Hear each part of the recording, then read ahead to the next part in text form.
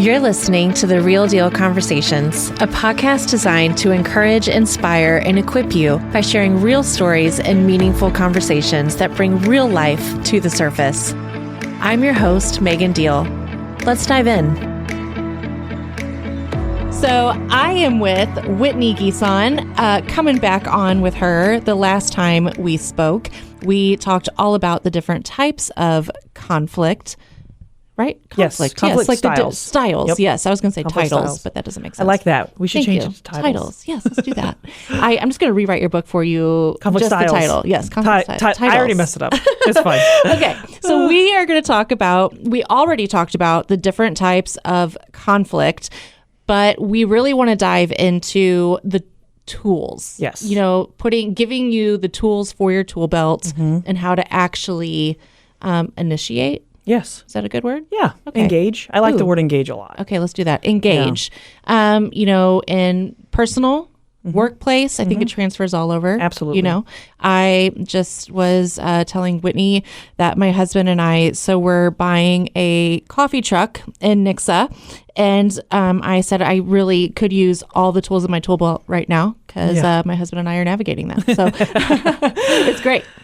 Okay, so I think there should be a little disclaimer at the beginning. I was actually thinking about this on the way here, and often when you talk about conflict resolution, especially when you talk about a skill, like a set of skills that you're trying to learn how to use, is that there's no one size fits all, just like anything else. People are like, well, obviously. But then we're going to have this conversation. Someone's going to probably message you and be like, but that didn't work for my situation. Yeah. Because you have to be a human and look around and be like, this isn't going to work for this, you know? Right. And so I think just a quick disclaimer, we're going to talk about a lot today probably that is going to be really beneficial in some situations. And you got to learn, what do I grab? What do I leave to handle the situation I'm in, you know? Okay. Yes. Which is why conflict is so hard. Yeah. Because it's so complex and there's no one way. Yeah. It is. I do feel like it is situational. Absolutely. And would you agree or disagree that you also have to be able to read the people that you're... Absolutely. 100%. And it depends on the relationship you have with those people, the mood that they're in the moment, you know, like it's just so complex. Yeah. Matter of fact, we never actually got to this on last week or whenever we recorded the last one. But the booklet that I wrote, the point of it at the end was really to help. Yes, it's important for you to know your conflict style. That's an important thing. Yeah. But more importantly is how do you adapt to the conflict style you're working with? And that adaptation, I think, is so important. If you're going to be a really good conflict resolutioner, I made that term up. I don't know what that is. I love it. If you're going to be really good at that, adaptation is probably the biggest key. Yeah. And the biggest skill is, this isn't working, I have to shift. I have to do something differently. And being okay with that. Absolutely. And owning that. Yeah. I think that's where I might differ a little bit, to be, I don't know if it's introspective or just honest with myself. The more I think about when I read about other people and kind of how they talk about and approach conflict, today, whenever I talk about anything conflict resolution, it is 99% how do you do you know? The other person's going to do what they do. Yeah. And yes, there's going to be some skill that can help you navigate that person, but you can't control anything they do. So it's all introspective to me. Yeah. It's all, how do I control me? How do I ask the right questions appropriately? How do I listen? How do I talk? And not expect to actually change anything with the other person. Okay, so actually that makes me kind of think of, so like we were just, kind of mentioning that, but also reading the person, but also coming to the conclusion sometimes that even if you've done your absolute best, that doesn't always mean you're still going to get the outcome. So absolutely. How do you be okay with that? How do you, for somebody, okay, for me, I would be like, no, but I did that correctly. Like, why is that? I should be, you know what I mean? To this point now. Yeah.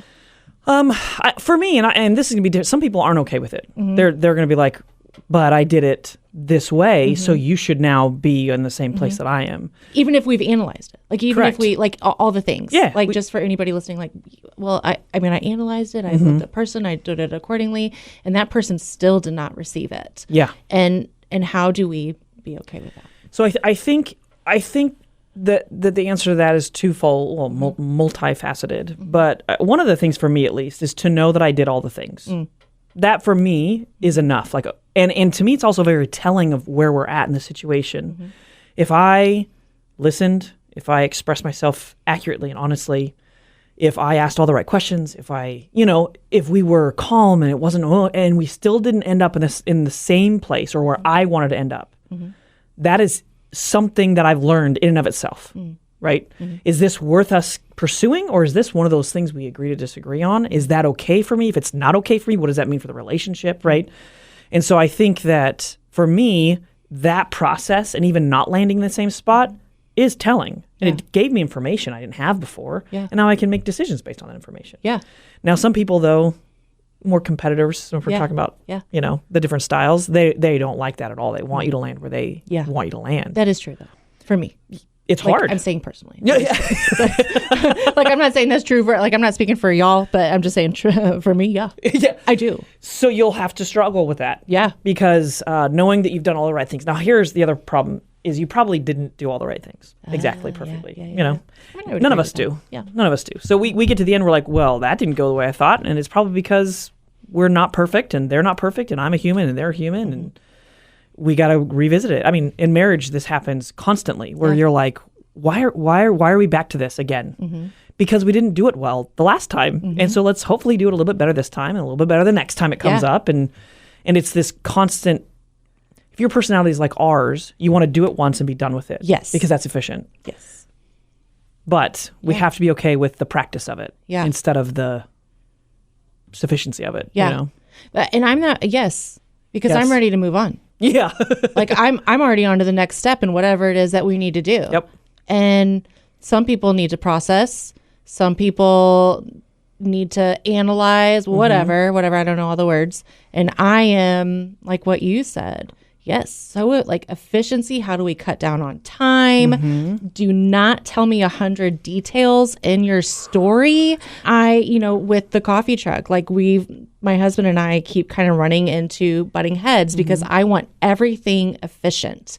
And he is, he wants to process. He also wants to have fun in the process.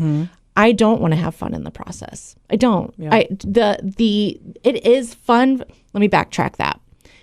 The way I am doing it currently is fun for me. Sitting down and talking all the details of what it could be and all the things, that's not. I'm just like in the moment. So you're very in the moment. Your husband is talking about things that are concepts. Yes.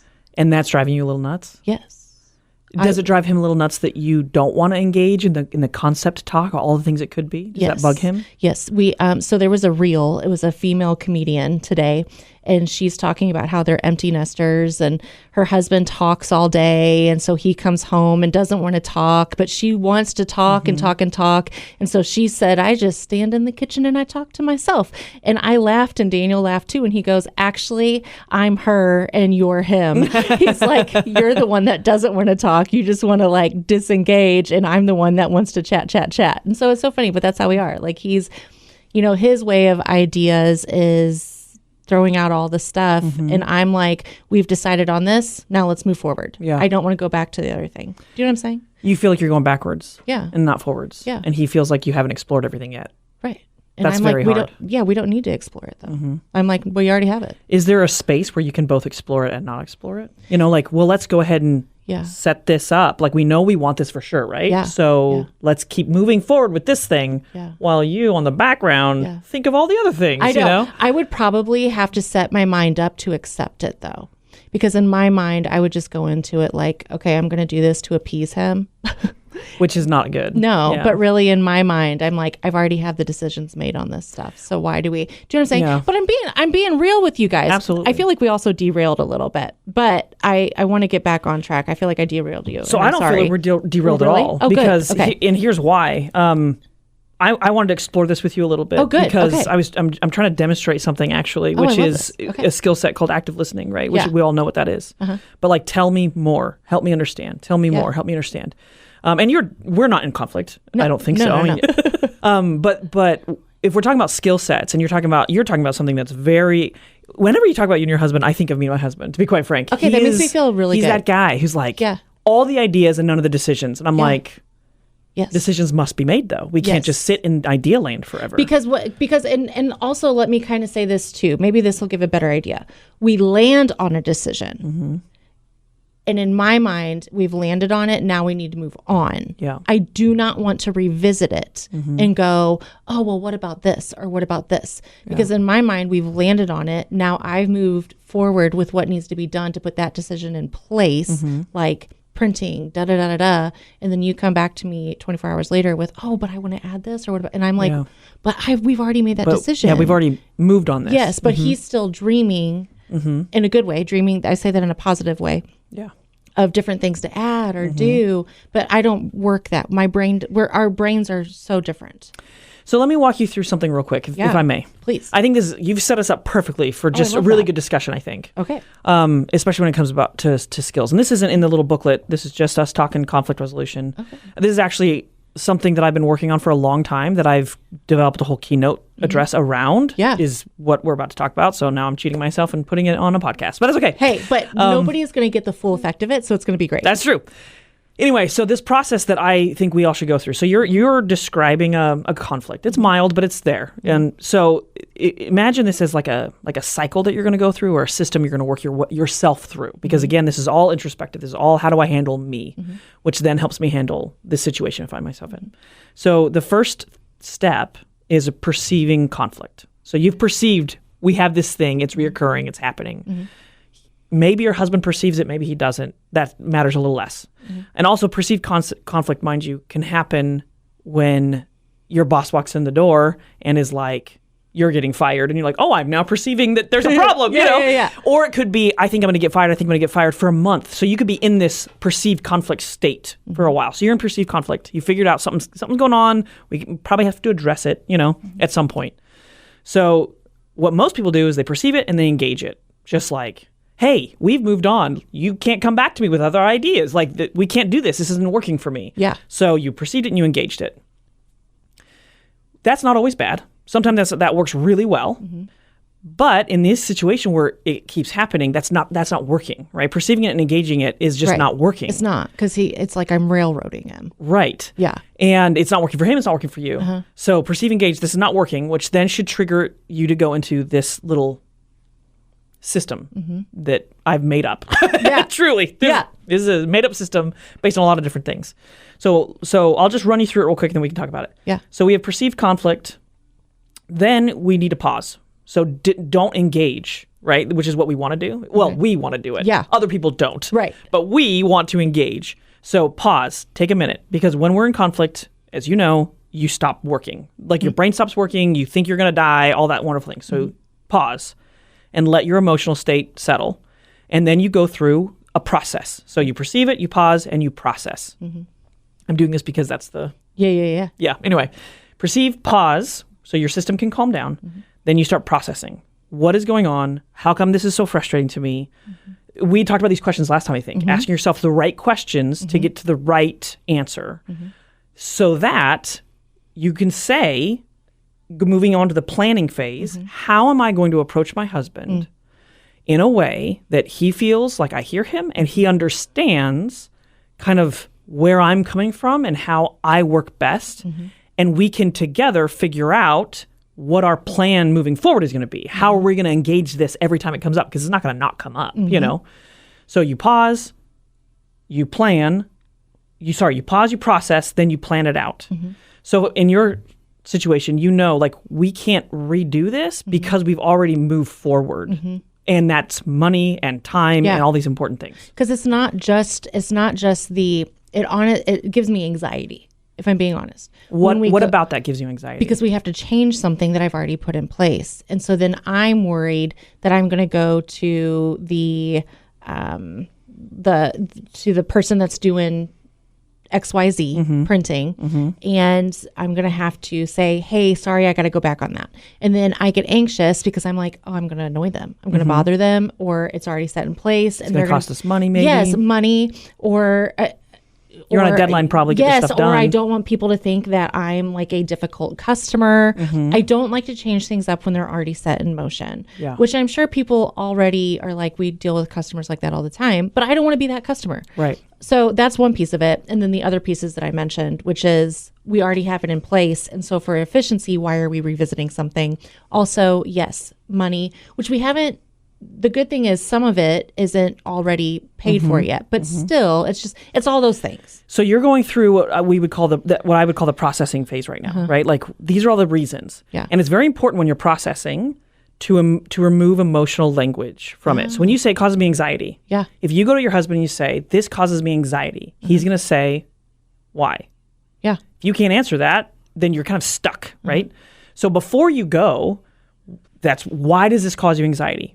And for all the reasons you just said, right? So that's a perfect thing to go through is, okay, this is causing me anxiety, but why? So that when you talk to him, you don't go to a husband and say, this makes me anxious. You go to a husband and you say, when we change our minds after this point, all of these other things get triggered. So maybe we spend money, maybe I have to go back to the printer, we become less trustworthy to the vendors that we're using, whatever it is.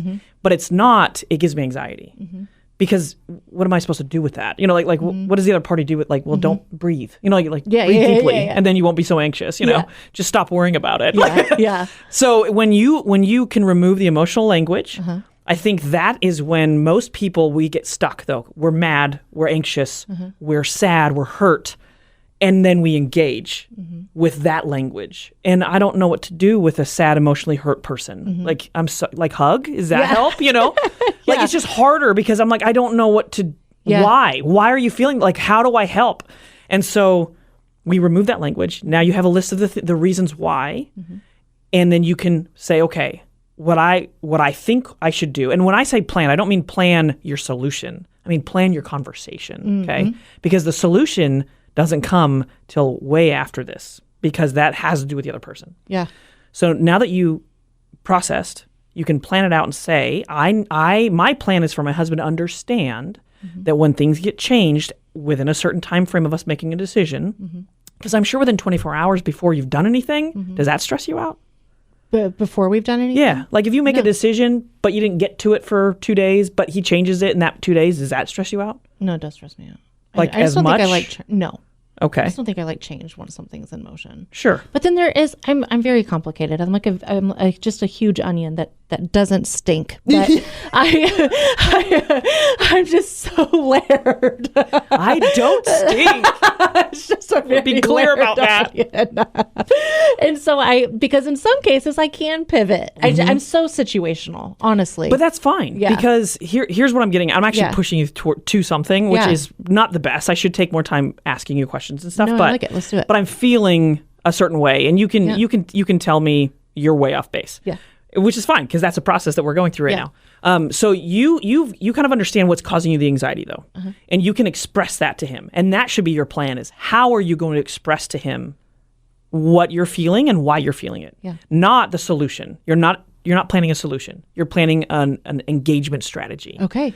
So the time is important. You don't want to engage him tomorrow when he changes the plan on you again, and then you're like, oh, by the way, I'm mad and I'm emotionally charged again because you just did this to me again, and now I'm going to talk to you about it. Yeah. Rather pick a time when when you're not going to be emotionally charged. Like, hey, I really want us to talk about not one specific thing, but this process we keep going through where we make a decision and then it changes, and we make a decision, changes. So you plan how you're going to engage him. You plan what you want him to hear from you, not how he's going to react to it, but I want him to understand what causes me anxiety and why it does that. I want to be able to express that to him, Yeah. So you pick a time, you find when you're not emotionally charged, you kind of play with the words in your head. This is what I want him to understand. And then you engage. So that's kind of the end of that, is you engage. Yeah. And the reason why that's the end is because that's when the other person comes into play. Yeah. And that's when you lose control. Yeah. And that's also not what I do. Like whenever it shifts or changes or whatever, this is what I do. Gosh, I get so vulnerable on here, and this is what I'm like, bleh. So I get irritated and I go, we just made a decision.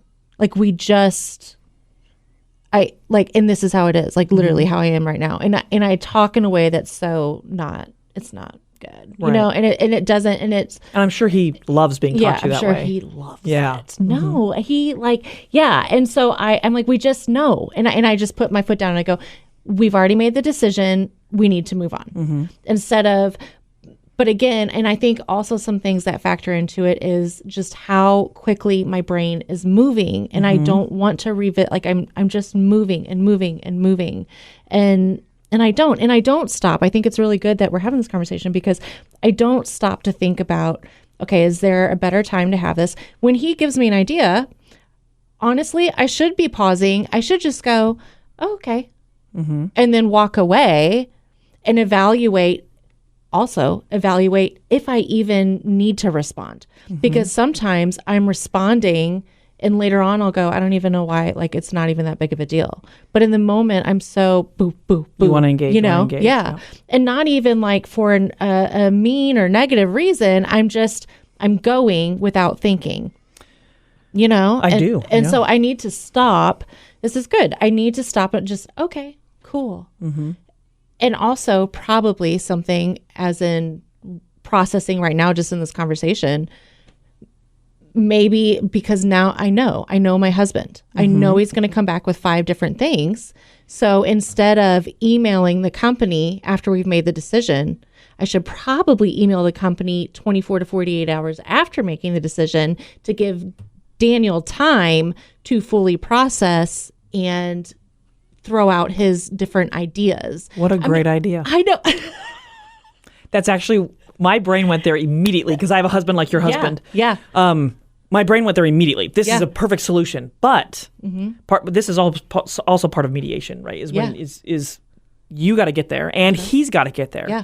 So I wonder if it wouldn't go better if after you go through this, you want to go engage him and say, okay, this the way we're doing it isn't working, and here's all the reasons why.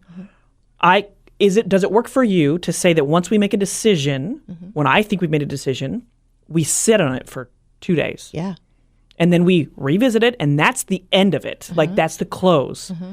And then I go and I act on that decision, and you don't get to change it anymore, but it gives you the time. Yeah. It gives both of you the time that you need. You're not going to go and just jump on it, and he gets time to process. And if you know that that's happening, would you still feel anxious? No. Because I feel like I know Daniel well enough that if I give him 24 to 48 hours, he will have probably come back 5 to 6 different times, but he'll be done. Yeah. And I just think that's a much better solution. Absolutely. You know, that I needed Whitney for. All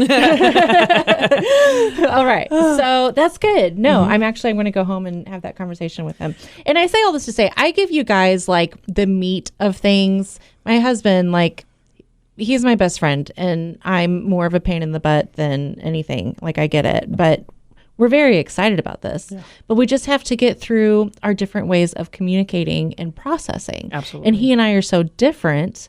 But honestly, I'm really glad that we had this conversation because it is so helpful. And whereas before I'm like, okay, we just need to do it this way.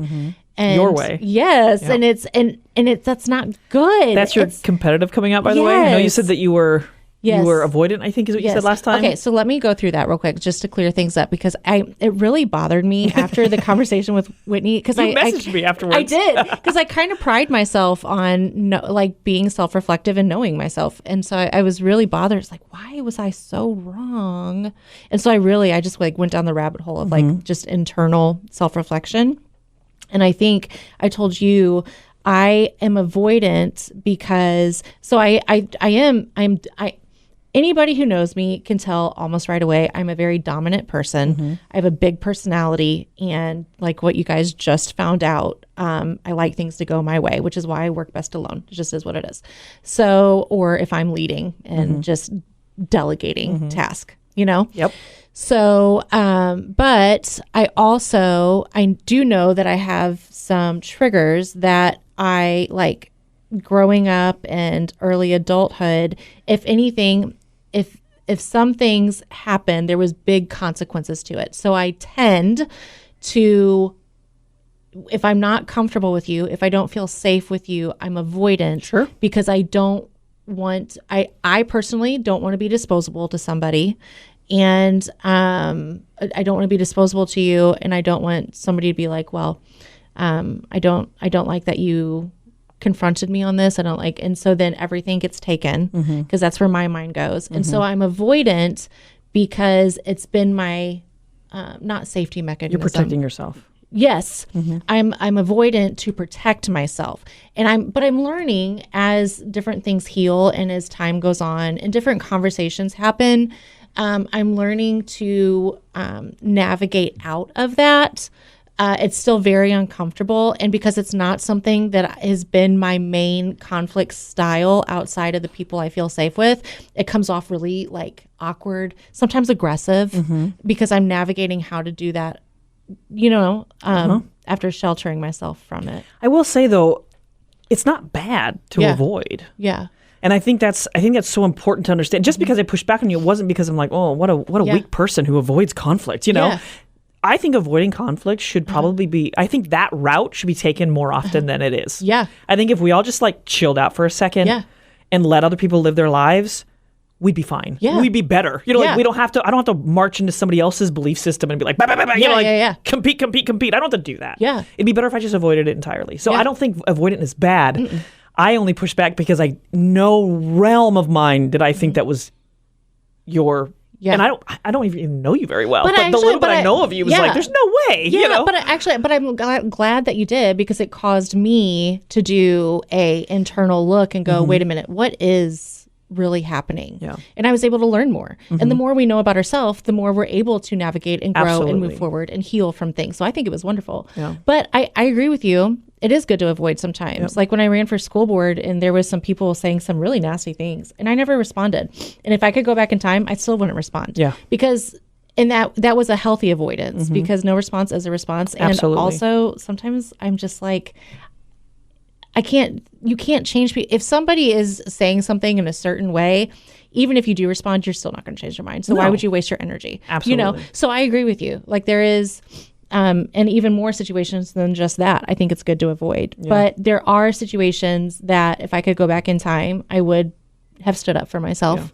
I would have said something. And that's what I'm learning is even if the other person doesn't like it, and even if you are disposable to them because they didn't like it, it does not matter anymore. Correct. And I need to do what is best for me. And so that's what I'm learning, and doing it outside of my safe space, which I think is why Daniel, I'm wondering, we won't go down this rabbit hole, but I'm going to say this. I do wonder if that's why I do it so much more with Daniel, because I'm overcompensating for where I have not allowed myself. And so then it just comes out more with Daniel because he's getting a little bit. Well, and he's safe. Yes. Yeah. So anyway, so I do. And that's why I love this conversation. Whenever you had that, why don't you have come on? One, I think it's so beneficial for people, but it's been really beneficial for me because I'm already learning.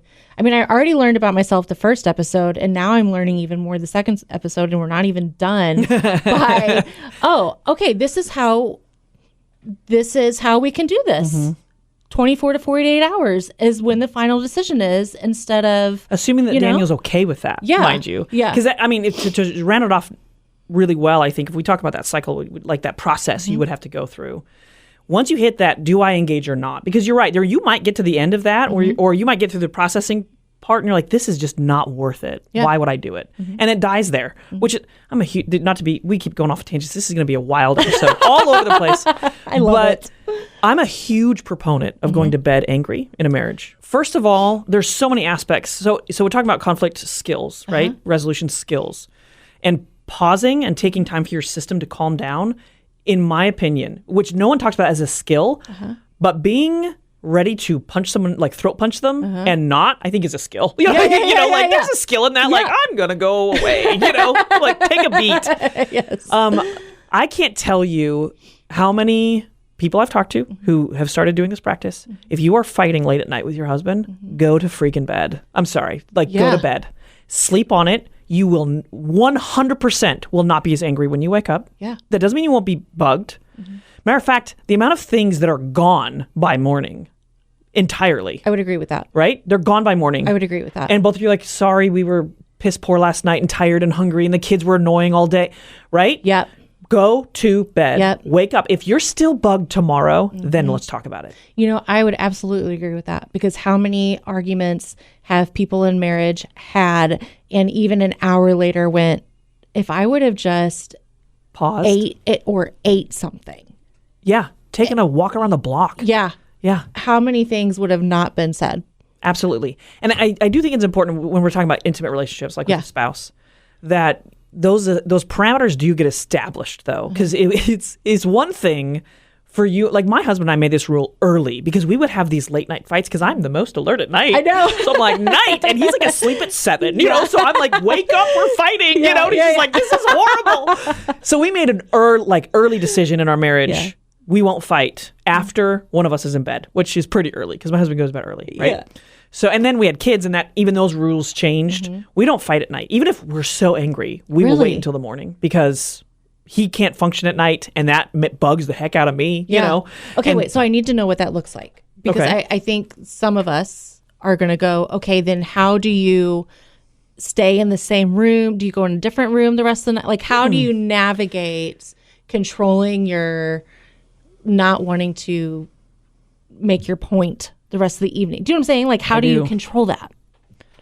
I'm going to be a little snide. Yeah. You put on your big girl pants and you do it. Yeah. Because you have kids to take care of and you have a spouse to take care of, and that relationship is more important than you putting your point across. Yeah. I mean, there's probably a better way of saying that that's more eloquent. No. I will be quite frank. Philip and I fight to the degree that we're discussing right now. I can't even remember the last time we fought that way. Yeah.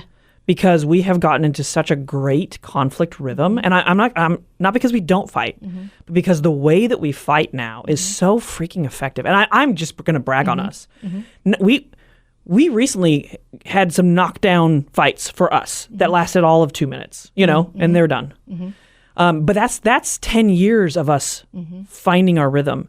So how do you do if you have to go to a different room? That's fine. Not so fine if it leaves your spouse with all of the responsibilities of the household. Right.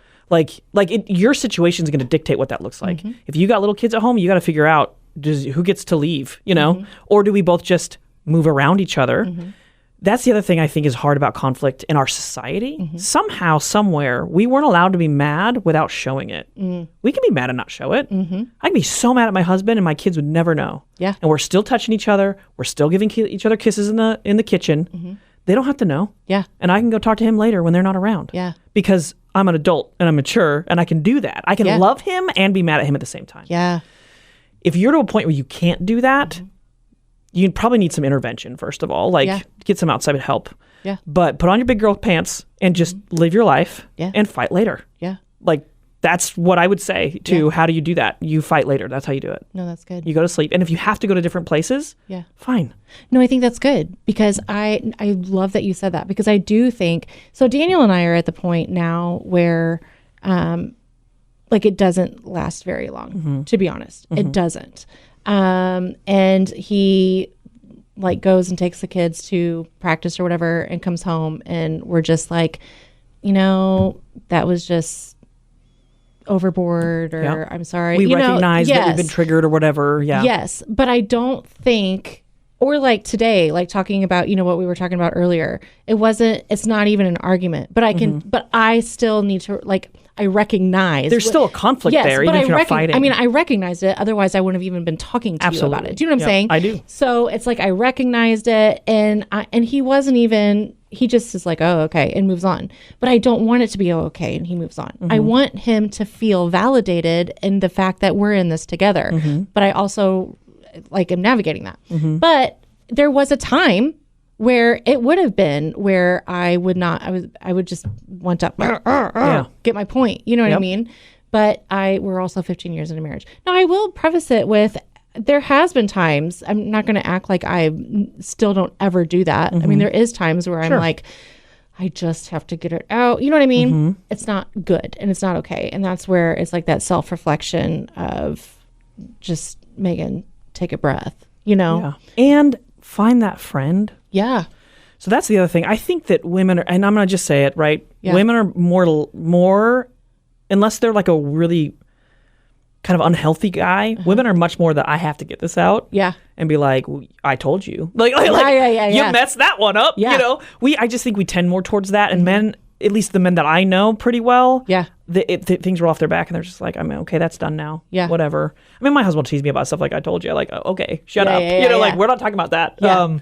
But I think women, that's why having those close friendships are also important. And close friendships that will guard your marriage as closely as you do. Yeah. So that you can go and say, I'm so angry right now, but it's not, he doesn't deserve what I'm wanting to throw at him. Right. Can I throw it at you? Yeah. And he's still safe. Yes. And I think the problem is sometimes we have friends who don't guard our marriage as well as we do, and we throw something at them and then they hate our husbands. So you got to find that person. If you don't have it, do not throw it at them. It's got to, I think I have like 2 people in my life who guard my marriage as well as I do. One of them, well, I'm not going to say who they are because other people who think they are that aren't that. They might listen to this and be like, that's not me. You know what I mean? Yes. You got to find those people. Yes. Because sometimes spewing vile at your husband, they don't deserve it, but sometimes you got to get it out. And I externally process things. So it's really hard for me to not say. Yeah. So I call one of my people, hey, I'm going to rant for a second. Yeah. Just take it and let it go. And they are so good. Got it. Yeah. Like, oh man, that's horrible. Yeah. Doesn't phase their relationship with my husband at all. He is safe. We are safe. They know we're good. Yeah. I'm glad you said that though. That's why I have never, since the beginning of our marriage, don't put my stuff on social media about but there's so many people who do. Yeah. And or they'll go and complain to their girlfriends, And my thing has always been, but that's a blip. And I don't want people's permanent view of my people, my husband, the one that I love the most, to be that blip. I'll tell you all about my weaknesses all the time. Yeah. That's what I've been doing this entire time. But I'm not gonna. My husband, my husband's one of the most chill people you will ever meet. Like he is. Honestly, we need to get our husbands. He sounds like my husband. Oh my gosh. He is the most chill person. He was coaching basketball the other day and the kids were drawing up a play in the tournament and he's just on his knees on this ground. Like he's just the best guy ever, you know? And every time people complain about their husbands, I'm always like, oh, that's my personality you're complaining about. Like we're so opposite. Yeah. You know what I mean? And so I'm always like, and that really is that's my guy, you know? And so the things I tell you guys is to help you. I'm vulnerable in order to help you, but yeah. So we totally got derailed now. I apologize, but that was partly my fault that time. But going back to that system we're talking about, right? Where you go through this whole process and you get to the point where you choose to engage. I think the next most important thing to remember is most likely, so you've perceived conflict, you've paused, you've processed, you've planned, and now you're like, okay, I know when I'm going to engage. And then you go and engage, let's just say your spouse. That is usually when they start that process because now they've perceived there's conflict that they didn't know existed before, most likely. Maybe they did, but most likely they didn't go through this whole thing that you just went through. And so I think that is so key when we're talking about and we use the skills like, what are the tools in your tool belt? And these feel like such soft skills, like, well, what words do I use? I mean, the words you use are important, but it's not important if you haven't even gone through in your own brain what's going on, you know? So it's just important when you go through this process that when you get to that top part and you're like, okay, I'm ready to engage, they've started the process. And I think that's where a lot of other skills will come into play, especially depending on the relationship you have with that person. With your spouse, for example, because you're so intimate, because you're so trusting, because you lean on them, like you know them so well, that is when you can help them also go through that. You know, I've learned how to do this. This is what I think we should do. Or you can ask them the questions or give them the time. With my husband, he needs to go process on his own. He does not want to process with me. And that's fine because I would dominate that anyway. Yes. Matter of fact, sometimes he'll say stuff that's very conflict resolution-y. And I'm like, you listen to me? And he's like, of course. I'm like, well, we just never talk about it, you know? Yeah. And you certainly never go through this with me. Like you disappear and you come back and then we conflict, you know?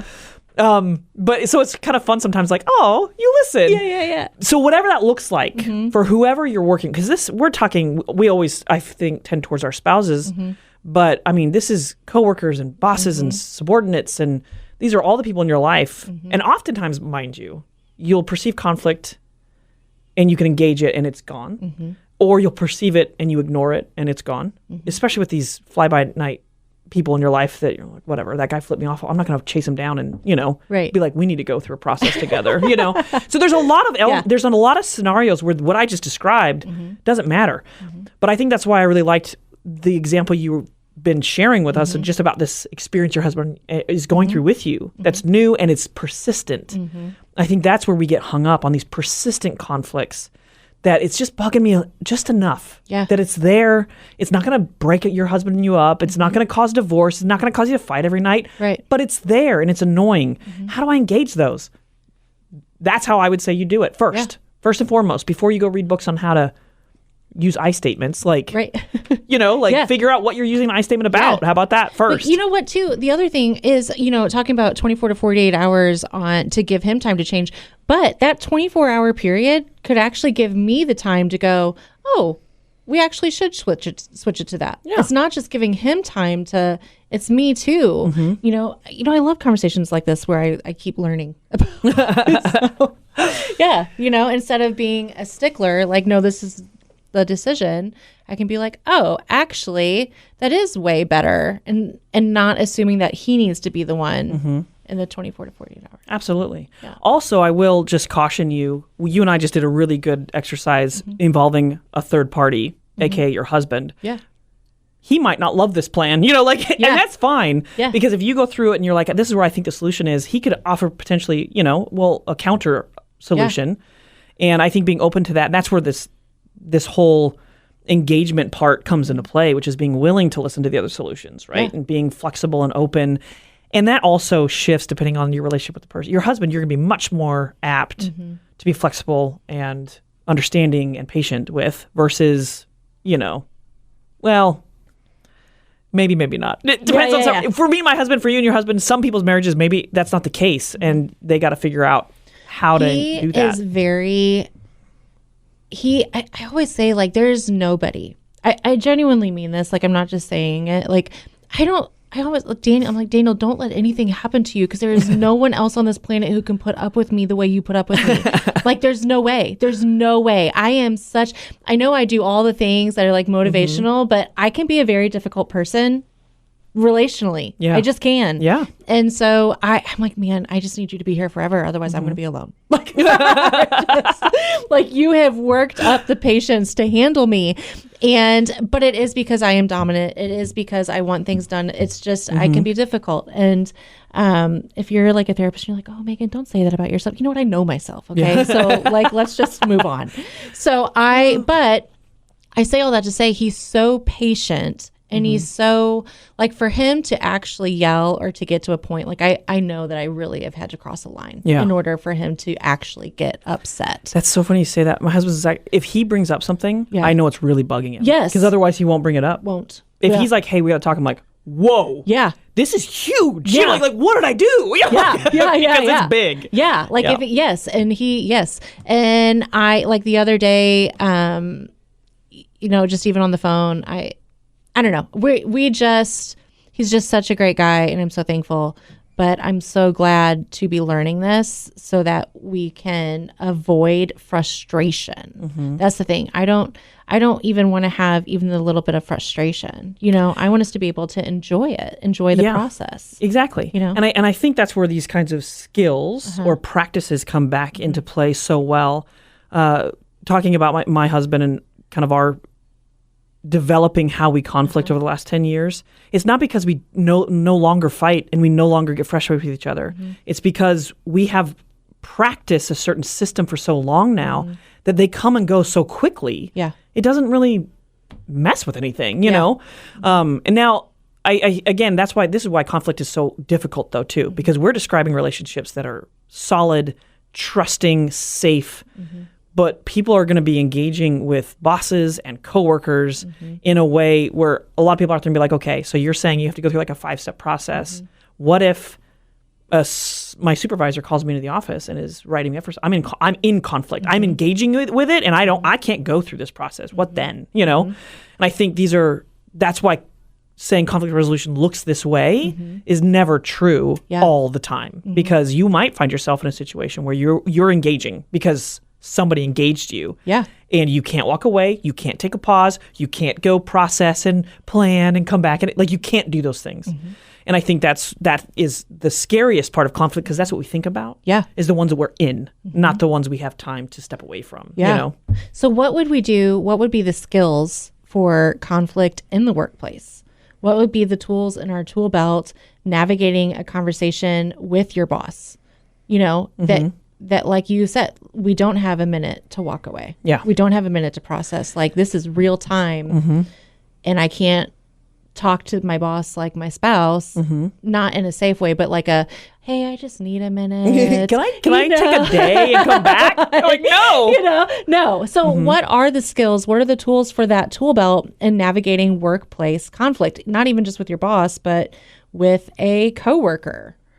So I let me address the boss and coworker both. I think that a couple of just things to kind of stick in your tool belt to pull out when necessary. If you're in conflict with your supervisor, so whenever you're in a power position and you are working up, right? So you're working with someone above you, it's best to keep information direct, clean, void of extraneous information. Like, they don't need all the details unless they're asking for something. Give them exactly what they need, data with all the emotions removed. And so if they're asking, if something went wrong and they want to know what's going on, you tell them, don't tell them the backstory. Don't tell them that your dog died yesterday. Like, they don't need to know any of that kind of stuff. They don't want to know that kind of stuff. They want to be direct. So while it's hard, when we want to defend ourselves, give them all the information. And that might hopefully defend you if it's okay. If you messed up, then you messed up. If you didn't, then you didn't. And the data will support that.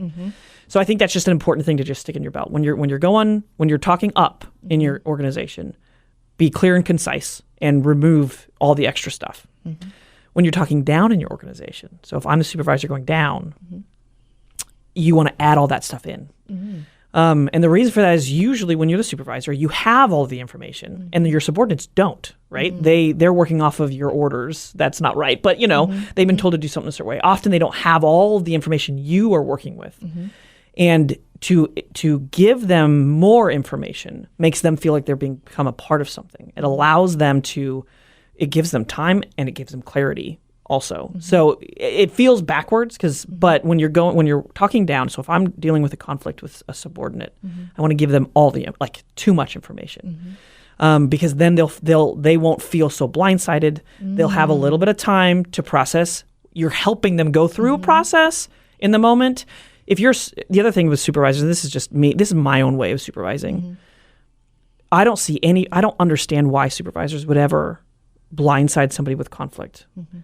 I'm all about, I need to talk to you about this thing tomorrow. Yeah. That gives you time to freak out, right? Yeah. And then come in not freaking out. Yeah. I will never understand a supervisor walking up to a desk and being like, you're in big trouble. Yeah. That makes no sense to me. Yeah. Or you should prep them. You should give them time to start to calm down. Yeah. They're not going to be 100% calm if they know they're in trouble, but you should give them the time. Yeah. If it's coworker to coworker, there's very few scenarios where you can't pause coworker to coworker. Even if somebody were to walk up to you in a workplace and be like, we're taking this outside. Like, you don't have to. Like I highly encourage you to practice pausing and stepping away. Like, get enough information to understand what this is about, and then let's plan a discussion. Yeah. Now I'm going to be frank. I've never dealt with big workplace conflicts. I think it's just my personality. Yeah. As a supervisor, I deal with more of it just because everything hits your desk and you got to go talk to people about stuff. Yeah. But coworker to coworker, I've always gotten along really well with my coworkers. And if I don't, I just kind of avoid them because in that situation, avoidant makes so much sense. Yep. Just if they're going to be a pain in the butt, avoid them, you know? And if they're going to engage you, take a step back, give them space, and maybe even continue avoiding if it's just not worth it. Yeah. If you must engage, you can still go through the process I just talked about. Absolutely. You can still go through that. Yeah. Most likely. I mean, I can't imagine a scenario, unless you're getting jumped at work, right, where you can't take a step back, except for with your supervisor. Yes. And, Susan Melentine, she is the CEO of Big Brothers Big Sisters. There is, leaving Big Brothers Big Sisters one of the reasons it was so hard was because she was such an amazing supervisor. boss. Yeah. She was just so good. And Those are rare, I think. Oh man, she was so good. But she was so good at reading I say she is. I mean, she still is the CEO. But she's so good at reading the individual and talking to them according to the way that individual is, their personality, and taking that time. Now, it's not a huge staff there, so she does have the ability to do that. It's not like 100 people where she's like, I'm sorry, I don't have time to get to know each individual and talk to them accordingly. But she does, and it was so good. And we had our one-on-ones every week, and it was always just so productive. And even if I forgot something, she always said it in a way that never made me feel targeted or like bad or anything. She was just so good at that. That is definitely one of her strengths. And I say all that to say it was such a great thing to learn from. It was such a great thing to see and learn and go, man, I want to implement so much of that, whenever I, if I ever have anybody under me or whatever. Yeah. But I think you learn a lot about how to be a good leader from your good leaders. Yeah. But I also think you learn a lot about how to be a good leader from your bad leaders. I agree with you 100%. It goes both ways. Like, I'm 100%. Never going to do it that way. You know? No, 100%. I agree with that. Yeah. And then, so with the different conflict and the skills and everything, what would be like the biggest takeaway you would want somebody to have in those skills? Like, what would you say is the most important thing if somebody's walking away today and they're like, okay, this is a lot. I need, you know what I'm saying? I don't even know what we talked about today. Yeah. Well, because we talked about so many different things that can be implemented. And so for somebody to go, okay, there's no way I can implement all of that right away. What would be the easiest thing for somebody to implement today? The one, like the first step that you would encourage them in the skills? Learn how to take a break. Okay. I honestly, I see so many fights and talk to so many people who are in conflict that if you'd just taken a day, this would be a whole different conversation. So I think learning how to take a break. And the other one, which we haven't even really talked about, I mean, I kind of mentioned it, is learn how to listen to understand, not to respond, which that's just active listening. Now, active listening goes to depths that people don't even, I mean, that is the surface level of active listening, but it's also the most important part. You can use active listening in a lot of very strategic ways. But if you genuinely can learn how to genuinely engage with a person and try and understand what they're feeling, why they're feeling it, what led into them feeling this, what I want to understand you, not because I want to defend myself, but because I want to understand you. Yeah.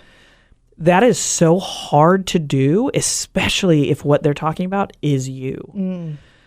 Because you got to let your guard down. You're not working on protecting yourself. You're just working to understand. It is hard and easy because it's easy to do, but when your emotions are going to start getting triggered while you're doing it, it's so hard to just chill out. Like, I'm listening and I'm trying to understand. I'm listening and I'm trying to understand. Yes. No, that's so good and so true. Because so like what you did earlier, you just kept getting curious and curious and curious. And your curiosity and the questions you keep doing with curiosity help me come to my solution. Right. You know? And that's easy because I'm not a part of what's going on. When you are a part of it, you start getting defensive. Yeah. Well, they took that out of context, or I didn't say it like that, or that wasn't how my tone was. And it's so hard to just put all that aside and keep listening and keep until you can say back to that person, is this correct? Is this everything that's going on correct? Do I get it all? Is this it all? And if the answer is yes, then you can start your side of things. Yeah. But it is such a simple and difficult skill to do. And it takes a lot of practice. I agree. Okay, Whitney, thank you so much for coming on. Can you tell everybody, so Whitney is not just the president of the NICSA Chamber, but Whitney also goes to different events and organizations and actually teaches this for your organization to be able to thrive. Yeah. So how can people get a hold of you if they want to hire you for their business or event to speak? Email is the best thing. Just whitney.guison at gmail.com. Okay. I'm actually working on a website right now. Oh, cool. But it's not done, so I'm not giving it to you. No one go there. Okay. And then so Whitney, and then Whitney, WHITNEY. .GUISON at gmail.com. At gmail.com. Yep. All right. If you guys want to hire Whitney, she is fantastic to speak at your event. Do it. All right. Thanks, guys. Thank you.